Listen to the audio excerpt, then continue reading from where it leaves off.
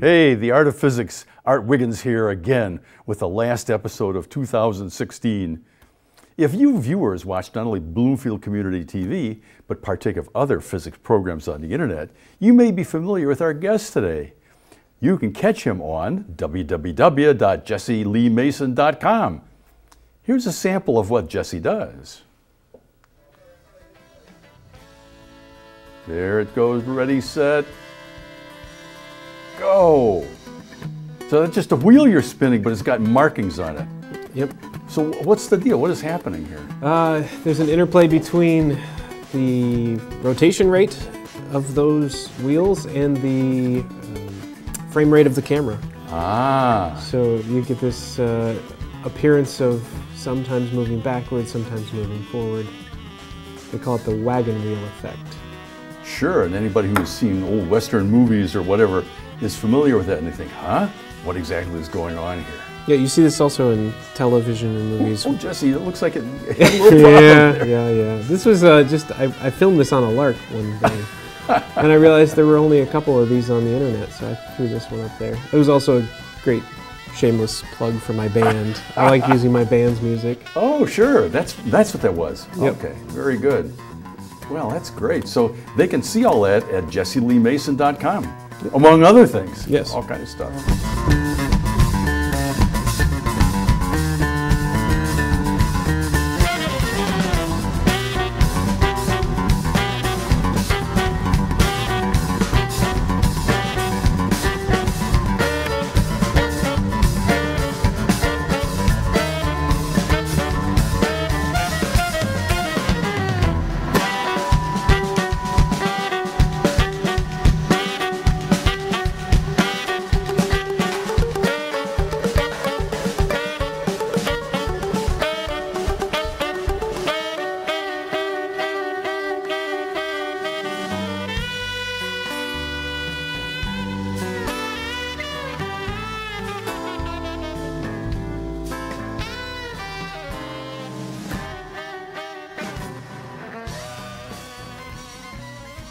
So, you viewers, wanted to tell you, as a rare treat for you, Jesse and I are going to give you some insight on how such videos are made by looking at one in progress. How do we go about making videos like that? I say we because you included me in the last one. Well, that wagon wheel video was just my cell phone. I think I held that right over the wheel and spun it. But most of the videos I do, I'm solving physics problems. And the way I do it is I take a camera and I have it angled down at the sheet of paper that I'm working on. And I've already solved the problem and I basically have the solution setting up. So I'm carefully writing the solution on camera. And then when I'm all done and I'm happy with that take, and it usually takes several, sometimes a dozen different takes.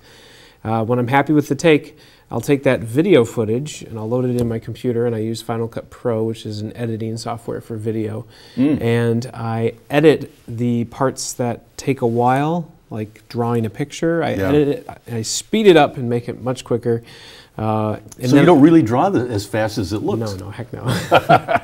But I do voiceovers on top of that as I go. So I sort of edit and do voiceovers as you go along. As I go along. Oh, and I haven't cool. found a faster way to do it yet.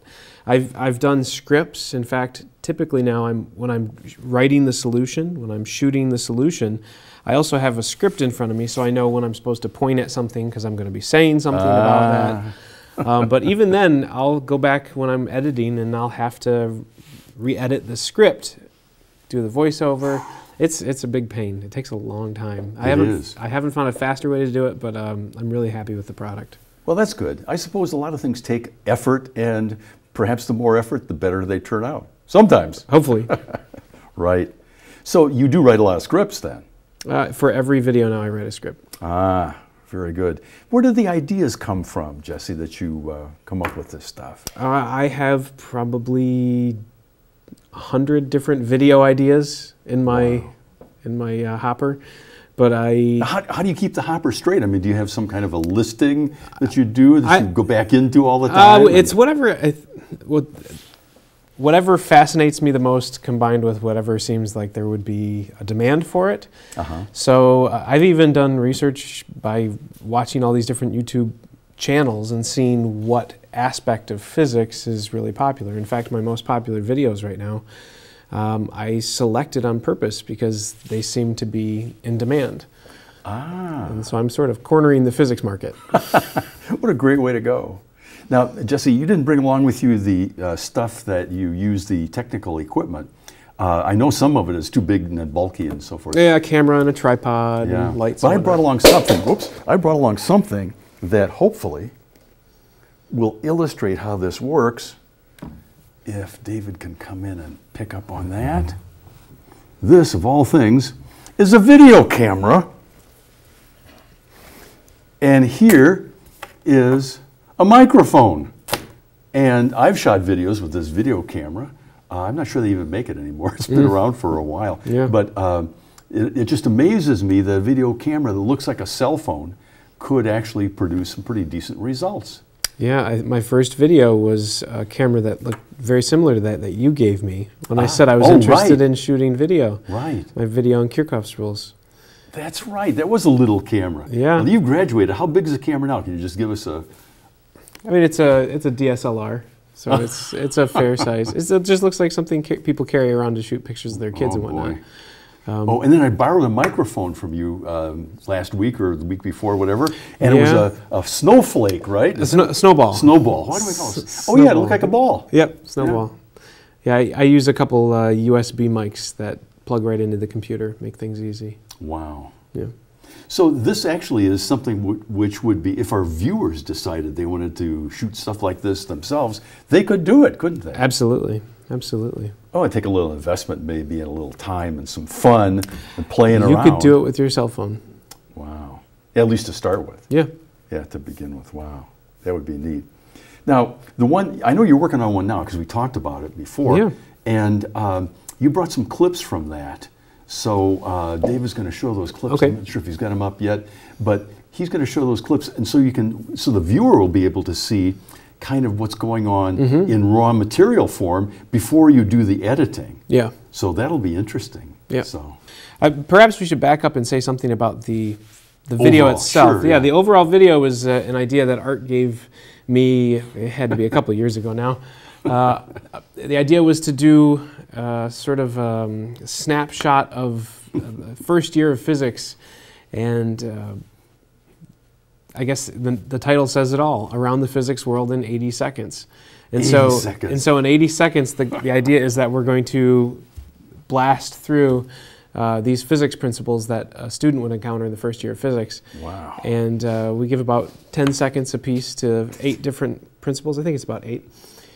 And the first one we'll show you is a yo-yo spinning on a string, which undergoes uniform circular motion, and anything that undergoes uniform circular motion is being acted upon by a centripetal force.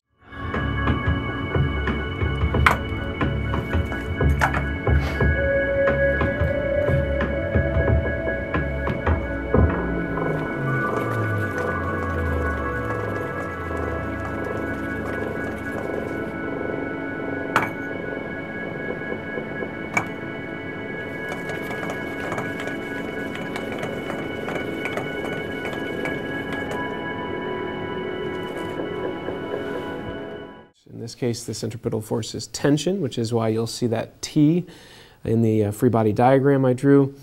And the motion is governed by the equation, the centripetal force is equal to the mass times the velocity squared divided by the radius of... Ooh, equations, yes. Whoa! Yep. And the second video I brought along with us, I'm not completely done with this shoot yet, but the other video I brought was something you'd encounter in Physics 2, which is a simple circuit involving a battery and some wires and a light bulb, and the current that moves through the wires multiplied by the resistance of the bulb is equal to the voltage across that bulb. In this case, it's the voltage of the battery. So that sounds pretty easy. Yeah, well, we're cherry picking them. Well, good. That's a great way to do it. Wow. So that you're kind of like a modernized version of Bill Nye the Science Guy. I don't know if I would take it that far. Well, you want to be Neil deGrasse Tyson? That's pretty good too. I'm just helping wayward physics students. That's maybe the right way to put it. And there could be some of them out there. Oh, there's millions, as it turns out. Right.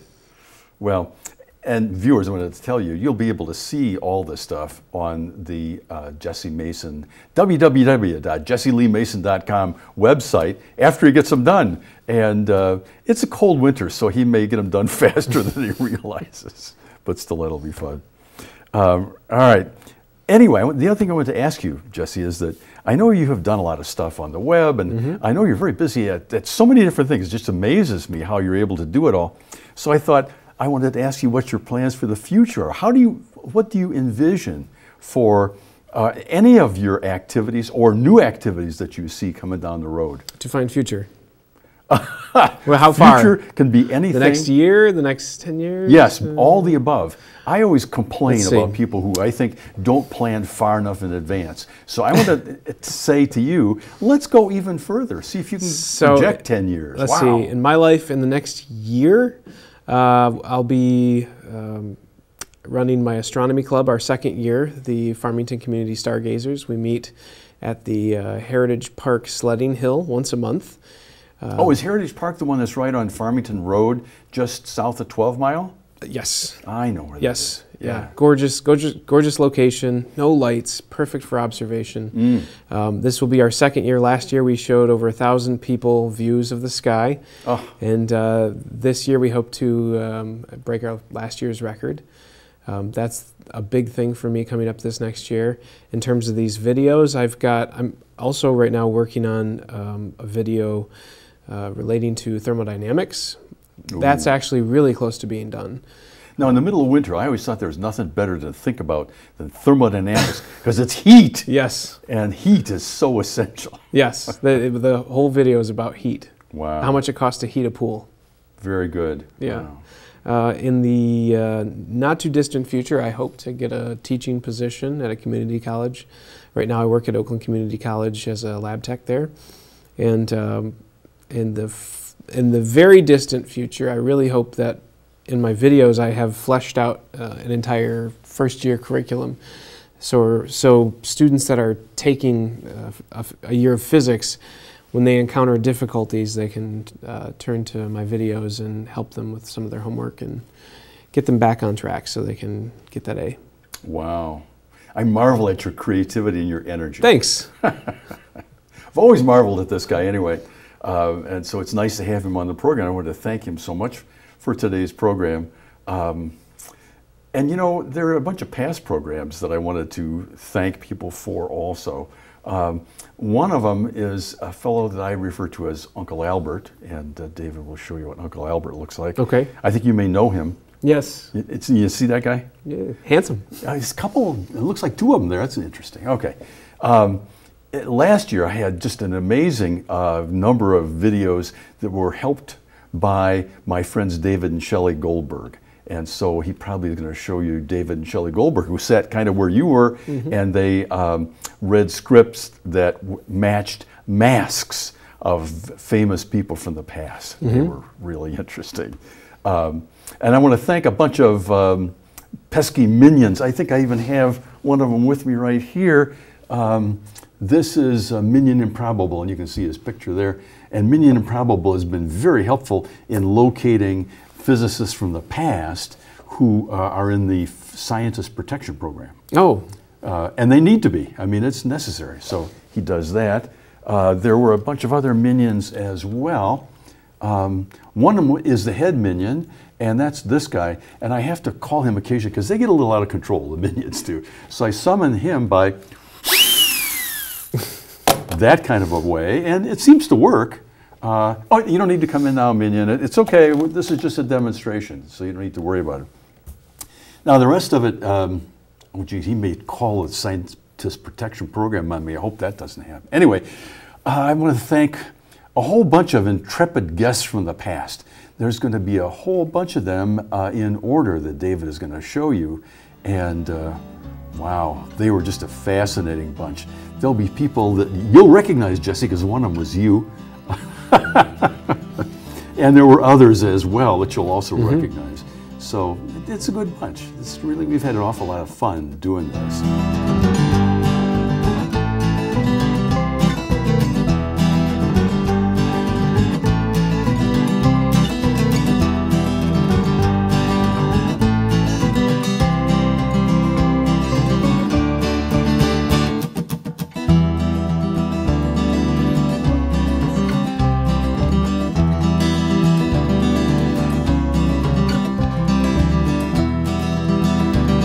And I also want to thank David Sommerfeld particularly and Bloomfield Community TV for all the super help that they gave me with these programs. So anyway, until next time, where, when, and wherever that may be, I'm Art Wiggins.